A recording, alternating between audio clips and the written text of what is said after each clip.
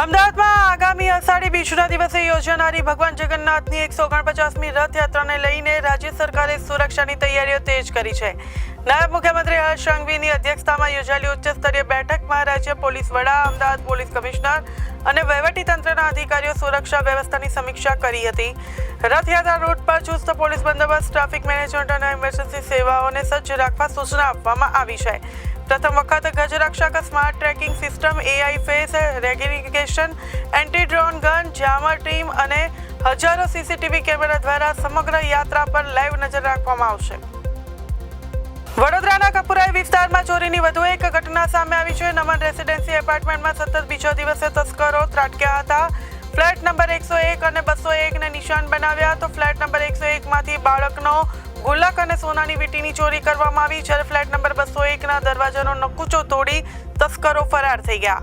અગાઉ પણ આ જ એપાર્ટમેન્ટમાં લાખો રૂપિયાના દાગીના અને રોકડની ચોરી થઈ હતી. કપુરાઈ પોલીસ ફરિયાદ નોંધી 40થી વધુ CCTV ફૂટેજના આધારે તપાસ શરૂ કરી છે. તો ઘટનાથી સ્થાનિક રહેવાસીઓમાં ભયનો માહોલ જોવા મળી રહ્યો છે.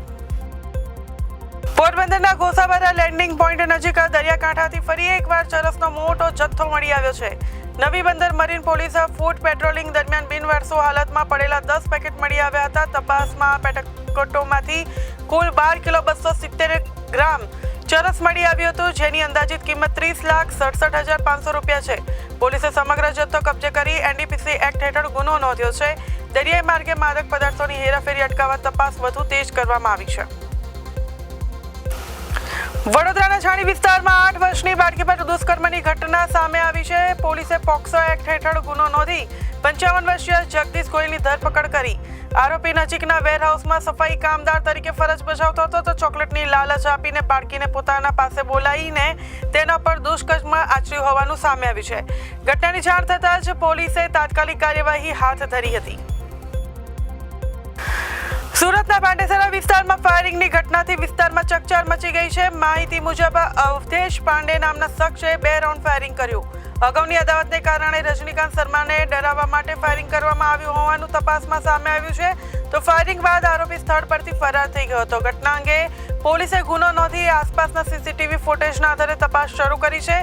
તો આરોપીને ઝડપી પાડવા પોલીસની અલગ અલગ ટીમો કામે લાગી છે. સુરતમાં ભારે વરસાદ બાદ સર્જાયેલી પરિસ્થિતિની સમીક્ષા કરવા આરોગ્ય પ્રધાન પ્રફુલ પાનસેરિયાએ કામરેજ તાલુકા પંચાયત કચેરી ખાતે બેઠક યોજી. તો બેઠકમાં અધિકારીઓ, જનપ્રતિનિધિઓ અને સ્થાનિક આગેવાનો ઉપસ્થિત રહ્યા હતા. અસરગ્રસ્ત વિસ્તારોની સ્થિતિ અંગે વિગતવાર માહિતી મેળવી રાહત તથા બચાવ કામગીરી વધુ ઝડપી બનાવવા સૂચનાઓ આપી હતી. ખાસ કરીને છેવાડાના વિસ્તારો સુધી સરકારી સહાય અને આવશ્યક સેવાઓ સમયસર પહોંચે તે માટે તંત્રને સક્રિય રહેવા જણાવ્યું. તો ગાંધીનગરમાં કેબિનેટ પૂર્ણ થયા બાદ મંત્રી સીધા કામરેજ પહોંચ્યા હતા. હિંમતનગર સિવિલ હોસ્પિટલમાં ચાંદીપુરમમાં વાયરસના કારણે રાજસ્થાનના 6 વર્ષના બાળકનું મોત નિપજતા આરોગ્ય વિભાગ સતર્ક બન્યો છે. 4 દિવસ પહેલા દાખલ કરાયેલ બાળકનો લેબોરેટરી રિપોર્ટ પોઝિટિવ આવ્યો હતો. તો હોસ્પિટલમાં નોંધેલા 5 શંકાસ્પદ કેસોમાંથી 2 બાળકોને રજા આપવામાં આવી, જ્યારે 2 દર્દીઓના રિપોર્ટની રાહ જોવાઈ રહી છે. ઘટનાને પગલે આરોગ્ય વિભાગ સર્વેલન્સ, દવા છંટકાવ અને તપાસની કામગીરી તેજ કરી છે. તો લોકોને જીવાતોથી બચવા, સ્વચ્છતા જાળવવા અને તાવ સહિતના લક્ષણો દેખાય તો તાત્કાલિક સારવાર લેવા અપીલ કરવામાં આવી છે.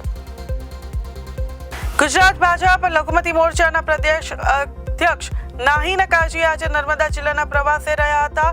લઘુમતી સમાજના આગેવાનો, વેપારીઓ અને કાર્યકરો સાથે બેઠક યોજી હતી. તો બેઠક દરમિયાન કેન્દ્રીય સરકારની વિવિધ જન કલ્યાણકારી યોજનાઓ અંગે માહિતી આપી વધુ લાભાર્થીઓ સુધી યોજનાઓ પહોંચાડવા અપીલ કરી. તેમણે હજ યાત્રાની વ્યવસ્થામાં થયેલા સુધારાનો ઉલ્લેખ કરી PM મોદીના નેતૃત્વની પ્રશંસા કરી હતી. તો કાર્યકરોને સરકારી યોજનાનો લાભ સમાજના દરેક વર્ગ સુધી પહોંચાડવા અને લોકોને જાગૃત કરવામાં આવે તેવો અનુરોધ કર્યો હતો. વડોદરા સ્ટેટ મોનિટરિંગ સેલે મોટી કાર્યવાહી કરતા કપુરાઈ ચોકડી પાસેથી વિદેશી દારૂનો જથ્થો ભરેલો ટ્રક ઝડપી પાડ્યો. ટ્રકમાં અંદાજે 78 લાખ રૂપિયાના દારૂ અને ટ્રક સહિત 93 લાખ રૂપિયાનો મુદ્દામાલ જપ્ત કરવામાં આવ્યો. ગાંધીનગરથી આવેલી SMCની ટીમે બાતમી મળતા ઓપરેશન હાથ ધરાયું હતું. તો પોલીસે ટ્રકના ડ્રાઈવરની ધરપકડ કરી છે. સમગ્ર નેટવર્કની તપાસ શરૂ કરી છે. તો આ કાર્યવાહી બાદ શહેરમાં દારૂની હેરાફેરી અને સ્થાનિક અમલવારી તંત્રની કામગીરી અંગે પણ સવાલો ઊભા થયા છે. સિદ્ધપુર તાલુકાના કાકોશી ગામમાં ગાંધીનગર એન્ટી નાર્કોટિક્સ ટાસ્ક ફોર્સે મોટી કાર્યવાહી કરી બાતમીના આધારે કરવામાં આવેલા દરોડામાં ઇકબાલ હુસેન મંસૂરીના મકાનમાંથી કોડીનયુક્ત કફ સિરપની 75 બોટલ મળી આવી હતી. પોલીસે કુલ 5,700 મિલી કફ સિરપ, મોપેડ અને મોબાઈલ સહિત 43,000નો મુદ્દામાલ જપ્ત કર્યો છે. તો આરોપીની ધરપકડ કરીને પોલીસ મથકે એનડીપીસી એક્ટ હેઠળ ગુનો નોંધવામાં આવ્યો છે. એન્ટી નાર્કોટિક્સ ટાસ્ક ફોર્સ હવે ગેરકાયદેસર દવાઓના નેટવર્કની વધુ તપાસ કરી રહી છે.